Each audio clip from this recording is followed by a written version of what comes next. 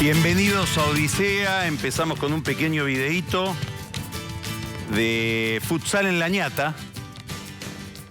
En una noche en que la Argentina sigue perpleja frente a una nueva configuración política, cada vez que el tablero se rearma, es un desafío para interpretarlo, es un desafío para entender que el juego tiene otra dinámica, otra lógica, que hay actores que pierden relevancia frente a otros que comienzan a tener una gravitación inesperada, pero esta vez eso se agudiza porque el cambio ha sido muy acelerado y en alguna medida, para la mayoría, muy inesperado.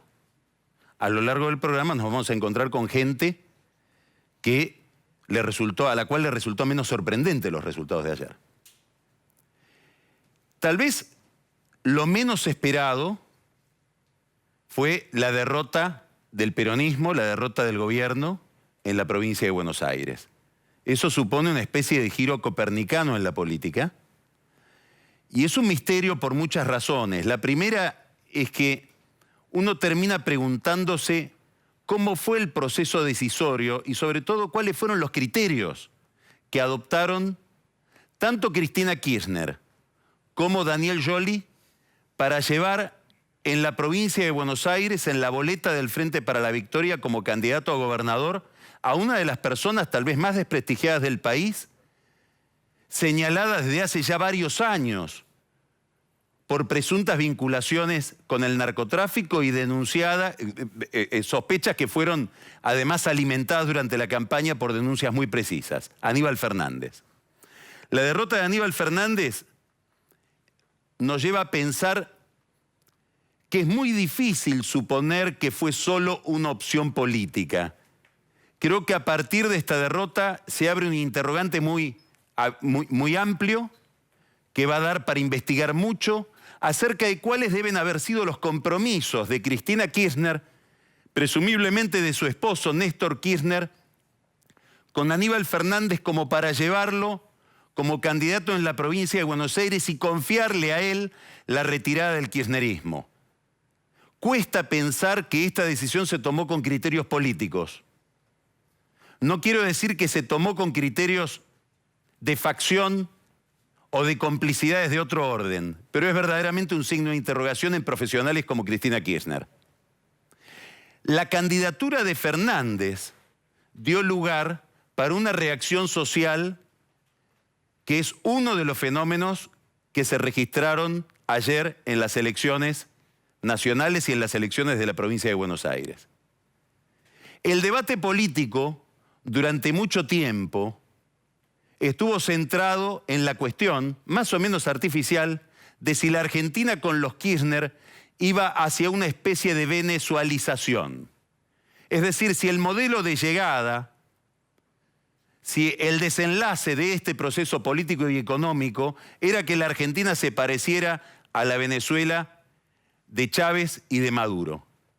Sin embargo, la encrucijada bonaerense, la candidatura de Fernández, la instalación del problema del narcotráfico, planteó otra amenaza, menos esperada, que es que Cristina Kirchner se fuera del poder, dejando abierto en la provincia de Buenos Aires un proceso de mexicanización.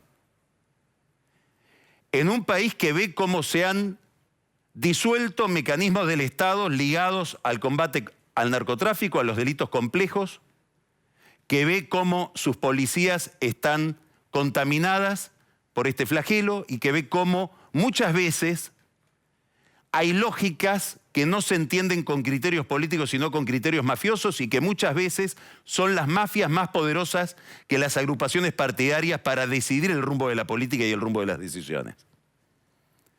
Esto tuvo una reacción social que es mensurable, 10% de corte de boleta entre Daniel Scioli y Aníbal Fernández.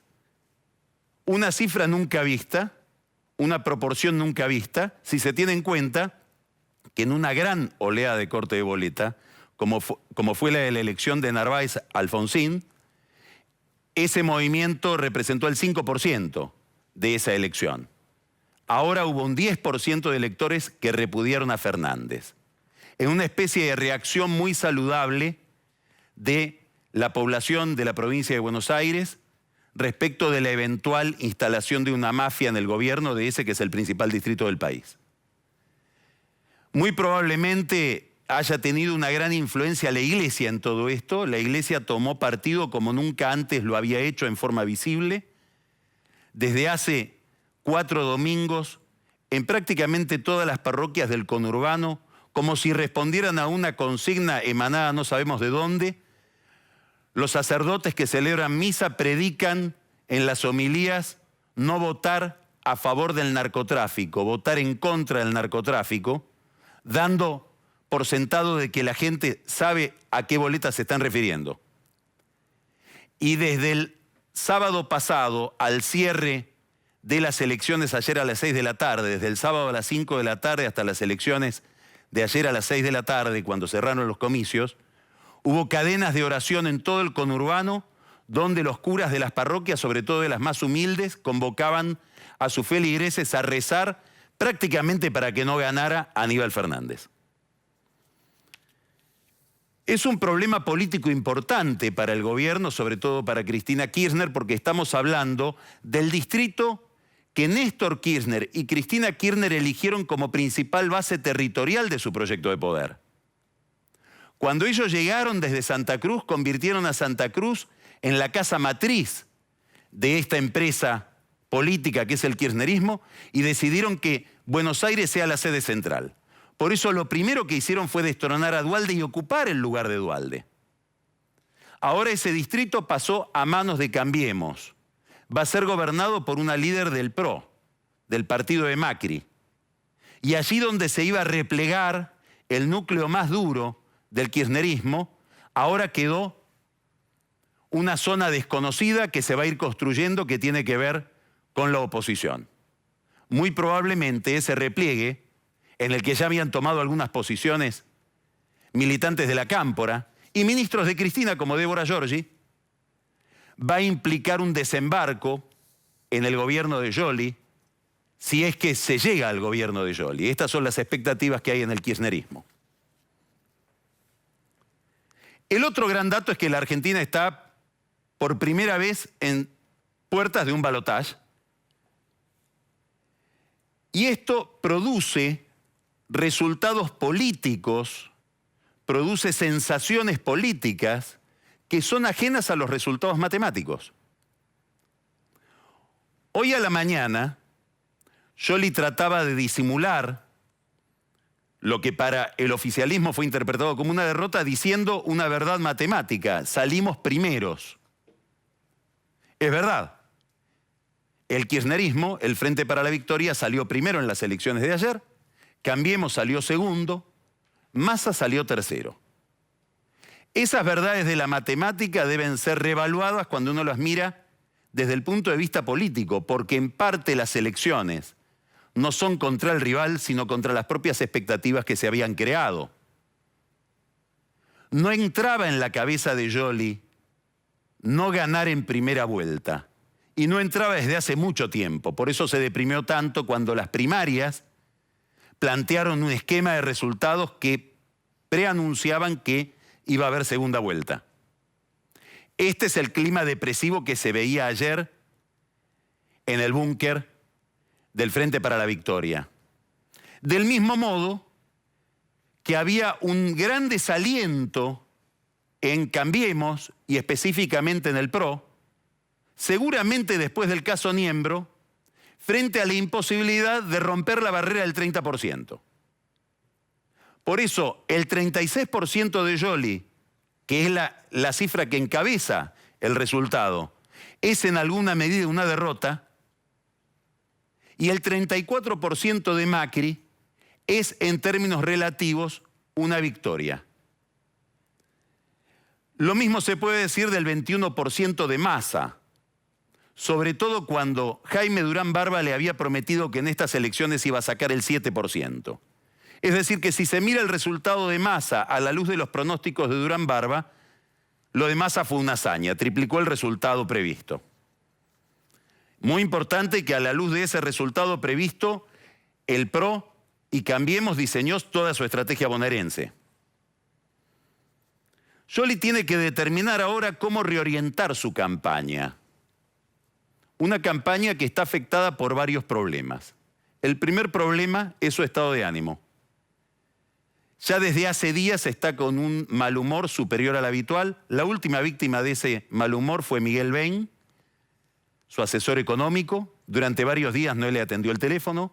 Bain, molesto porque se enteró de que no le atendía el teléfono por lo que decía un informe de su consultora, llamó al hermano, a Pepe Scioli, le dijo: ¿qué pasa, que no me atienden?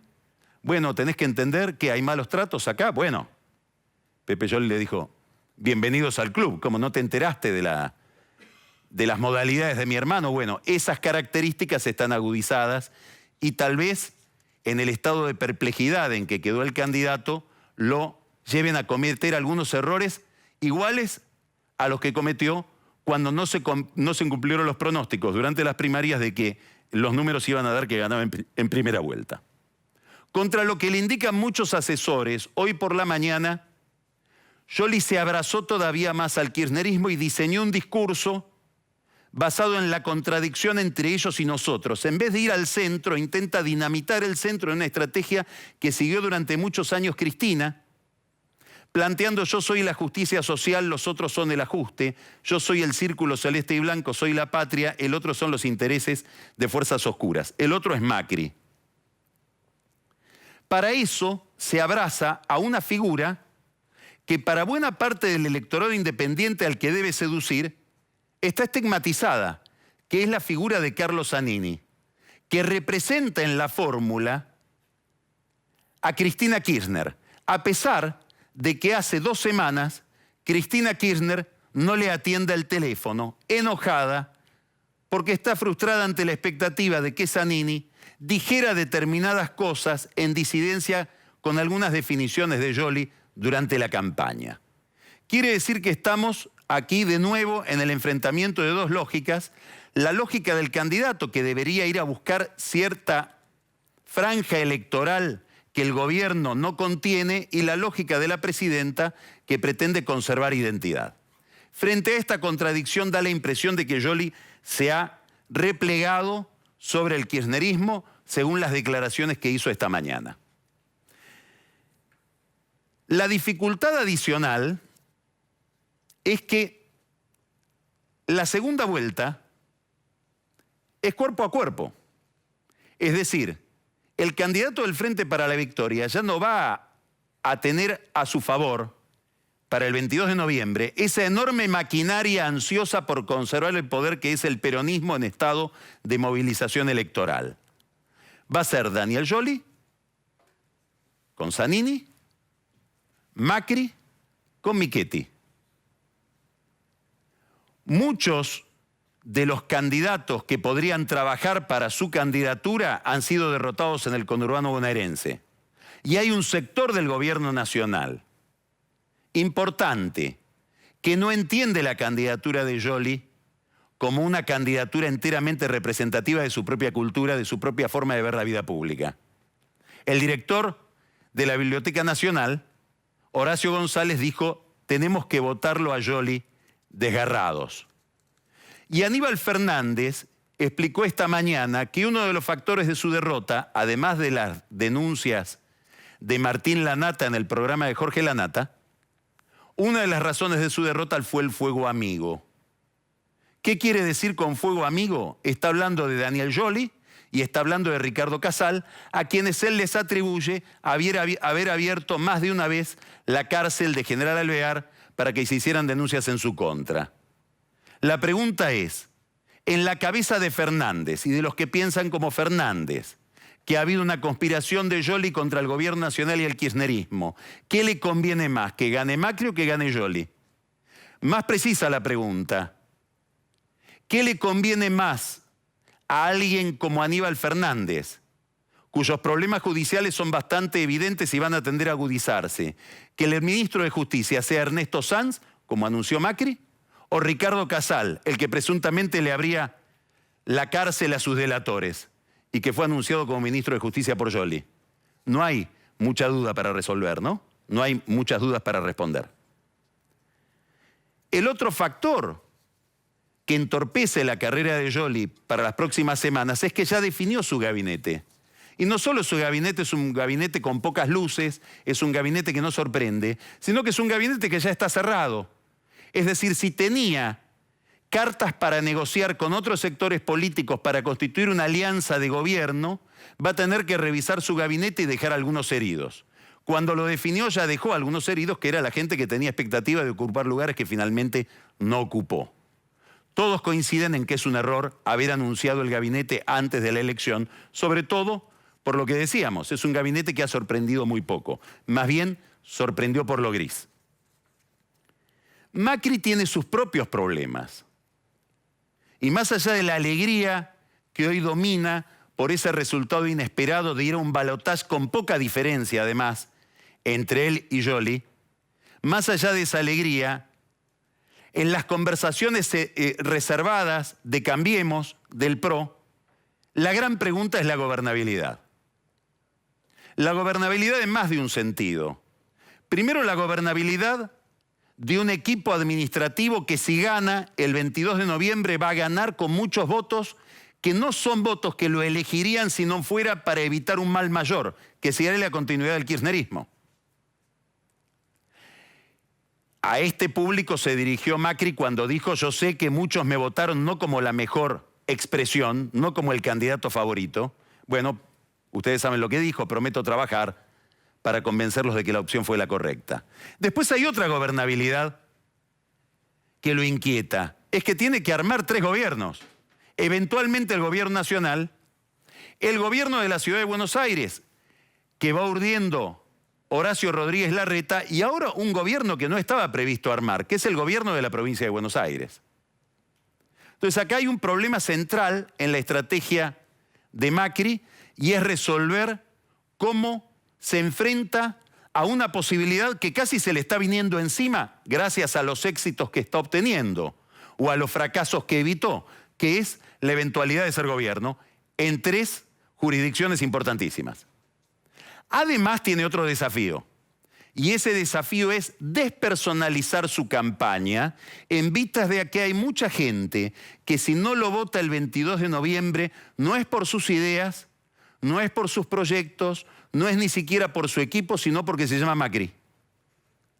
Esa despersonalización de la campaña va a hacer que veamos cada vez más cómo Macri se rodea de radicales y de gente de la coalición cívica, como Elisa Carrió, que van a adquirir un lugar central y a los cuales él va a dedicarles una tarea que probablemente va a sorprender, que es un enfoque anticorrupción en los próximos días que quedan de campaña hasta el 22 de noviembre. Y Macri con este enfoque anticorrupción quiere corregir también un problema que le plantean las encuestas. La idea de que él representa al poder, representa a las corporaciones, representa, en otros términos, al empresariado. Este cuadrante que se está formando entre el vector que lo obliga a Macri a dar un mensaje institucionalista de transparencia contra la corrupción y lo obliga también frente a otro electorado a demostrar que él tiene dependencia frente al empresariado, se puede cobrar una víctima. Anote. ¿Sabe quién es esa víctima? Cristóbal López. De nuevo, aparece en escena una incógnita extraña. Todo el mundo proponía y pronosticaba una polarización que finalmente no se dio. Esa incógnita extraña es Massa. Macri está de nuevo en un dilema. ¿Me baso solamente en una masa de opinión pública y electorado o intento construir una alianza gubernamental? De cómo resuelva esta incógnita y este dilema va a depender sus relaciones con Sergio Massa y con la coalición UNA. Ya hay ahí adentro gente que dice, nuestro límite es Macri. Si esto termina en un acuerdo formal de gobierno, de cogobierno con Macri, nosotros no queremos estar ahí.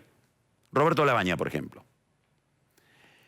Sin embargo, la posibilidad de que tenga que armarse algún tipo de coalición operativa, no solamente electoral, viene indicada no solo por las dificultades que plantearía un gobierno nacional de Macri con poco respaldo parlamentario, sino también con la necesidad de gobernar la provincia de Buenos Aires, donde en la legislatura el Frente Renovador tiene un peso que hoy podría ser imprescindible para María Eugenia Vidal.